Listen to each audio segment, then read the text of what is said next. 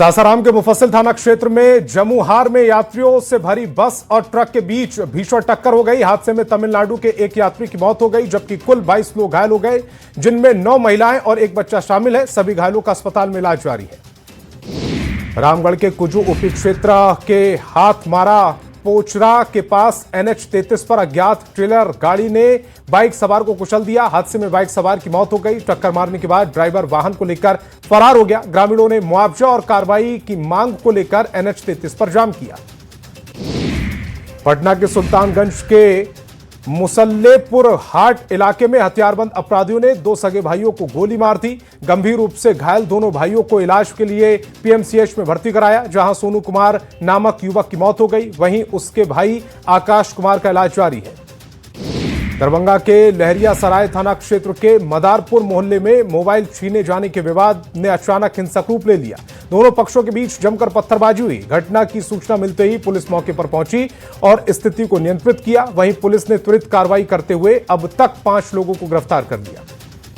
कटिहार के आजमनगर थाना क्षेत्र के खरसोटा गांव में बच्चा चोर की अफवाह में लोगों ने एक बुजुर्ग महिला की जमकर पिटाई कर दी। वहीं मामले की सूचना पर पहुंची पुलिस ने बुजुर्ग महिला को भीड़ से छुड़ाया। बाढ़ के सलेमपुर गांव में शादी समारोह के दौरान डीजे अपने पसंद का गाना बजाने की मांग पर शुरू हुआ विवाद दूसरे दिन भी जारी रहा। उसी विवाद को लेकर फिर तनाव की स्थिति पैदा हुई। कई लोग घायल हैं, जिससे गांव में अफरा तफरी का माहौल है। पुलिस मौके पर पहुंची और मामला शांत कराया। भागलपुर के बांका के धोरैया थाना क्षेत्र के नाउआ बांध गांव में जमीन विवाद को लेकर हुए हिंसक झड़प में 4 लोग गंभीर रूप से घायल हो गए।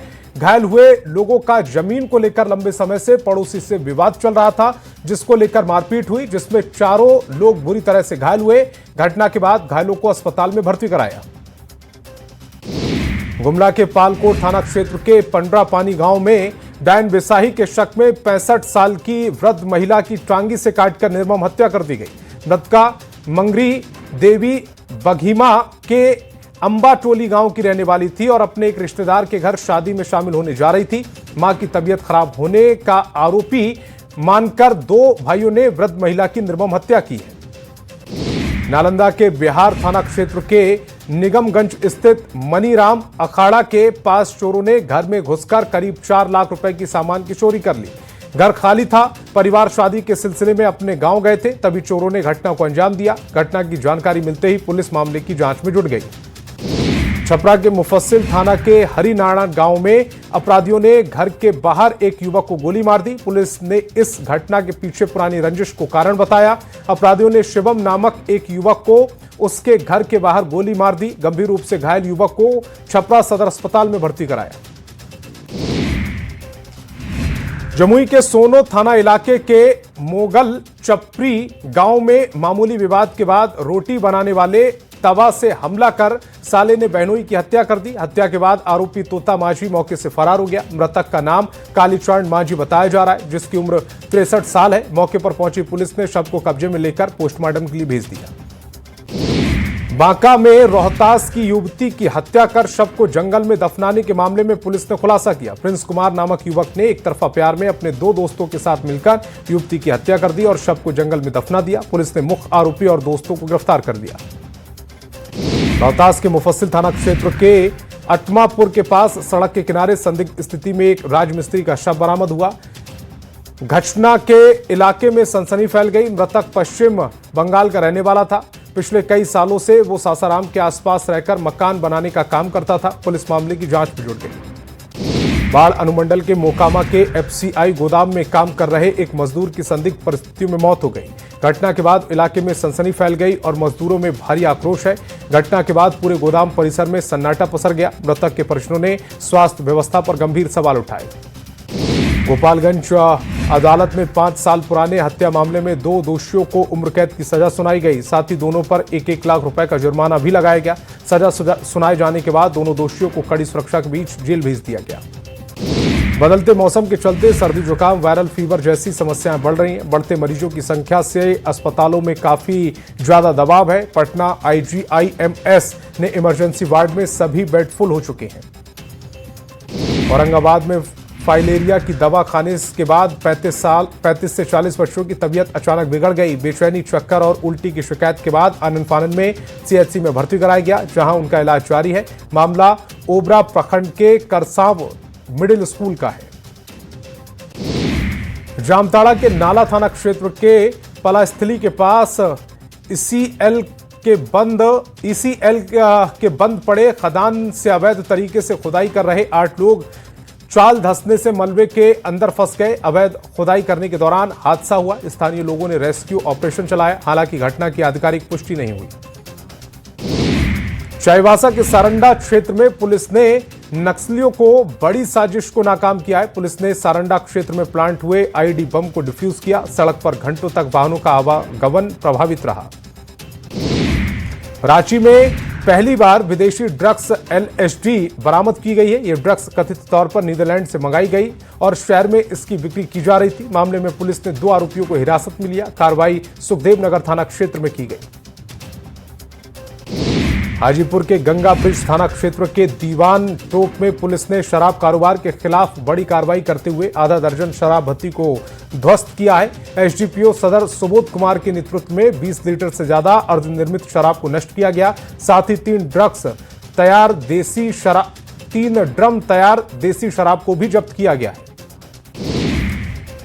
भोजपुर में पुलिस और उत्पाद विभाग ने छापेमारी कर कृष्णगढ़ थाना के बभन गांव में 750 लीटर महुआ शराब को बरामद किया है। छापेमारी के बाद शराब को नष्ट किया गया।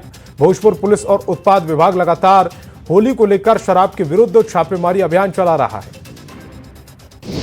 दानापुर में पुलिस ने दानापुर कैंट एरिया में कंपनी बाग में कारोबारी के द्वारा दूसरे प्रदेश से लाया गया शराब पकड़ा। पुलिस ने कार्रवाई करते हुए शराब की खेप के साथ एक कारोबारी को भी गिरफ्तार किया। पुलिस ने कई ब्रांड्स के 40 लीटर अंग्रेजी शराब को बरामद किया है। मोतिहारी की हरसिद्धि और महुआवा थाना इलाके में पुलिस ने भारी मात्रा में विदेशी शराब की खेप को जब्त किया और 3 शराब कारोबारियों को गिरफ्तार किया। हरसिद्धि के भादा नहर पुल के पास में शराब कारोबारी राजकुमार और लाल बाबू शाह के पास से पुलिस ने विदेशी ब्रांड की शराब की बड़ी खेप को जब्त किया है। भागलपुर में शराब मामले में उत्पाद कोड 2 एडीजे शिवम कुमार शर्मा ने 5 साल कारावास और 1 लाख रुपए जुर्माना की सजा सुनाई। 2021 में पुलिस ने पीरपैती थाना क्षेत्र के कंगाली चौक के पास से वाहन चेकिंग के दौरान 18 लीटर विदेशी शराब बरामद की और गोलू कुमार को गिरफ्तार किया था। भागलपुर के बरारी थाना क्षेत्र के अंतर्गत विक्रमशिला टीओपी के पास वाहन जांच के दौरान पुलिस ने तेल टैंकर से 3773 लीटर विदेशी शराब बरामद की। शराब को भारत पेट्रोलियम के सफेद रंग के टैंकर में छिपाकर ले जाया जा रहा था। पुलिस ने मामले में 2 लोगों को गिरफ्तार किया। बेगूसराय में भगवानपुर प्रखंड मुख्यालय स्थित विस्कोमान भवन में लगातार ताला लटकते रहने के कारण आक्रोशित दर्जनों किसानों ने विस्कोमान प्रबंधक के खिलाफ जमकर नारेबाजी करते हुए विरोध जताया। किसानों का कहना है कि 3 दिनों से लगातार विस्कोमान भवन बंद है।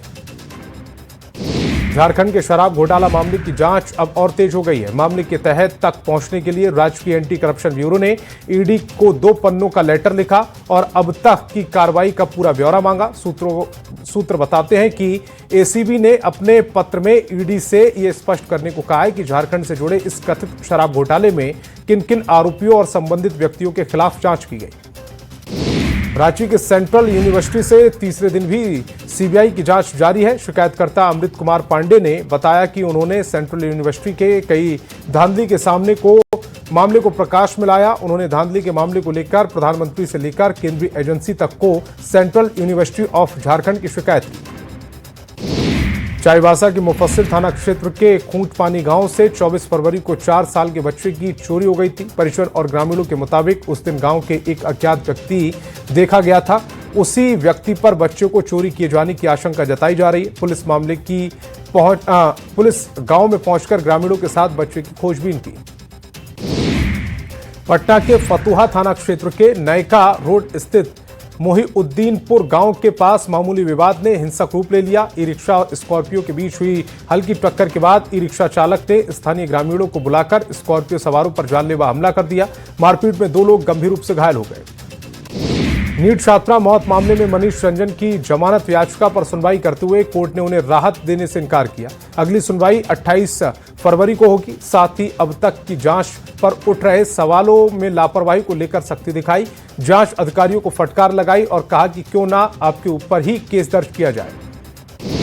सीमांचल दौरे के दौरान गृह मंत्री अमित शाह ने अररिया में बिहार विधानसभा के दौरान अपना वादा याद दिलाया। उन्होंने कहा कि मैंने चुनाव के समय सीमांचल को घुसपैठियों से मुक्त कराने का वादा किया था और जल्द ही पूरा सीमांचल घुसपैठियों से मुक्त हो जाएगा। मैं खुद अपना किया हुआ वादा जनता को याद दिला रहा हूं। हम जल्द ही बिहार को घुसपैठियों से मुक्त कराएंगे। केंद्रीय गृह मंत्री अमित शाह इंडो नेपाल बॉर्डर पहुंचे। इस दौरान उन्होंने कहा कि किसी भी अवैध घुसपैठ, डेमोग्राफी में हो रहे असामान्य बदलाव के साथ खुली हुई सीमा को लेकर फैसला लिया जा रहा है। अमित शाह मंत्री दिलीप जायसवाल के घर भी पहुंचे, जिसको लेकर दिलीप जायसवाल ने पोस्ट किया और लिखा, किशनगंज स्थित मेरे आवास पर देश के माननीय गृह मंत्री अमित शाह जी के पावन आगमन पर उनका हार्दिक स्वागत, वंदन और अभिनंदन करने का सौभाग्य प्राप्त हुआ। उनका ये स्नेहिल आगमन न केवल व्यक्तिगत रूप से बल्कि पूरे प्रदेश के लिए सम्मान की बात है। शराबबंदी मामले पर विधान परिषद में जमकर हंगामा हुआ। सदन की शुरुआत होते ही जेडीयू के नीरज कुमार और आरजेडी के सुनील सिंह के बीच जमकर बहस हुई। नीरज कुमार ने आरोप लगाते हुए कहा कि सुनील सिंह सदन में शराब मंगवाने की बात कहते हैं, ऐसे में बयानों पर मुकदमा दर्ज हो सकता है। आरजेडी एमएलसी सुनील सिंह के विधान परिषद कैंपस में शराब मंगवाने वाले बयान पर जेडीयू के नीरज कुमार ने जोरदार वार किया। उन्होंने कहा कि वो एक बार ऐसा करके देखें, उसके बाद वो किस जेल में जाएंगे इसका अंदाजा भी उन्हें नहीं होगा। बीजेपी विधायक विनय बिहारी ने एक बार फिर कहा है कि बिहार में शराबबंदी खत्म होनी चाहिए। विनय बिहारी ने कहा कि जब सभी जगह शराब बिक रही तो ये कैसी शराबबंदी। विनय बिहारी ने आरजेडी एमएलसी सुनील सिंह के शराब की होम डिलीवरी वाले बयान पर भी समर्थन किया। विधान परिषद की कार्यवाही शुरू होने से पहले विधान परिषद के बाहर तमाम सत्ता पक्ष और विपक्ष के सदस्यों ने एक साथ फोटो खिंचवाई। फोटो सेशन में मुख्यमंत्री नीतीश कुमार के साथ तमाम दलों के एमएलसी दिखाई दिए। हालांकि दिल्ली में होने वाली वजह से राबड़ी देवी इस फोटो सेशन में शामिल नहीं हो पाई। बगहा में पूर्व सांसद और बिहार सरकार के मंत्री रहे पूर्णमासी राम के निधन के बाद राजकीय सम्मान के साथ अंतिम संस्कार किया गया। प्रशासन की ओर से नारायणपुर घाट पर राजकीय सम्मान के साथ अंतिम संस्कार किया गया। इस दौरान सैकड़ों की संख्या में लोग पूर्व मंत्री के अंतिम दर्शन के लिए पहुंचे। Bhojpuri power star Pawan Singh BJP कार्यालय पहुंचे। पवन सिंह ने भारतीय जनता पार्टी कार्यालय में नितिन नवीन से राज्यसभा चुनाव को लेकर शिष्टाचार मुलाकात की। पवन सिंह ने कहा कि वह पार्टी के सिपाही हैं, मालिक जैसा चाहेंगे वैसा ही होगा। एयर एम्बुलेंस क्रैश मामले पर सियासी घमासान जारी है। मामले को लेकर नेता प्रतिपक्ष बाबूलाल मरांडी ने एयर एम्बुलेंस के लिए 10 करोड़ आवंटन के बाद भी अभी तक 12 लोगों की ओर से सुविधा का लाभ उठाने पर सवाल उठाए, जिनमें 4 मंत्री भी शामिल हैं। वहीं एयर एम्बुलेंस से ले जा रहे मरीज को सब्सिडी छोड़ने के बाद पूरे पैसे देने पर भी आरोप लगाया है। एयर एम्बुलेंस हादसा मामले पर नवीन जायसवाल ने बयान दिया। नवीन जायसवाल ने कहा कि सरकारी एयर एम्बुलेंस की सुविधा नहीं है। एयरपोर्ट के रास्ते में एयर एम्बुलेंस का कार्यालय है। सरकारी ऑफिस में निजी रेड बर्ड कंपनी का बोर्ड लगा हुआ है। सरकारी एयर एम्बुलेंस की उपलब्धता नहीं बताकर निजी सेवा उपलब्ध कराई जाती है। दिल्ली में एआई समिट में हुए हंगामे पर बीजेपी ने एक बार फिर राहुल गांधी को जिम्मेदार ठहराया। भाजपा ने राहुल गांधी की तुलना 2020 दंगों के आरोपी उमर खालिद से करते हुए दिल्ली बीजेपी ऑफिस के बाहर एक पोस्टर लगाया, जिसमें लिखा कि अराजकता का तरीका एक, बस देश विरोधी चेहरे बदलते रहते हैं। जेएमएम के नेता और अल्पसंख्यक आयोग के अध्यक्ष हिदायत खान ने बीजेपी के आरोपों का खंडन किया। उन्होंने कहा कि बीजेपी ने चुनाव के दौरान मुझ पर बूथ कब्जा और बॉक्स वोटिंग करने का आरोप लगाया था, जो पूरी तरह से गलत है। बीजेपी ने षड्यंत्र करके 2 घंटे बूथ पर वोटिंग को बाधित किया। रामगढ़ के नगर निकाय चुनाव के बाद मतगणना कार्य को लेकर प्रशासनिक तैयारियां पूरी हैं। रामगढ़ कॉलेज स्थित काउंटिंग सेंटर में 3 लेयर की सुरक्षा घेरा बनाया गया है। 72 सीसीटीवी कैमरे से काउंटिंग सेंटर की निगरानी की जा रही है। उप निर्वाचन पदाधिकारी रविंद्र गुप्ता ने बताया कि 41 टेबल पर मतगणना होगी। जमशेदपुर में एक कार्यक्रम के दौरान केंद्रीय शिक्षा मंत्री धर्मेंद्र प्रधान ने एनसीईआरटी की पुस्तक में न्यायपालिका से जुड़ी टिप्पणी पर केंद्रीय शिक्षा मंत्री ने खेद जताया और किताबें वापस मंगवाने के निर्देश दिए। मंत्री धर्मेंद्र प्रधान ने कहा है कि सरकार की ओर से कहा गया कि न्यायपालिका देश के लोकतांत्रिक ढांचे का महत्वपूर्ण स्तंभ है और सरकार हमेशा उसका सम्मान करती है। मोतिहारी के बापू सभागार में नई शिक्षा प्रणाली को लेकर शिक्षा महासभा समागम का आयोजन किया गया है। यह आयोजन 28 फरवरी को शिक्षा मंत्री सुनील कुमार की मौजूदगी में होगा।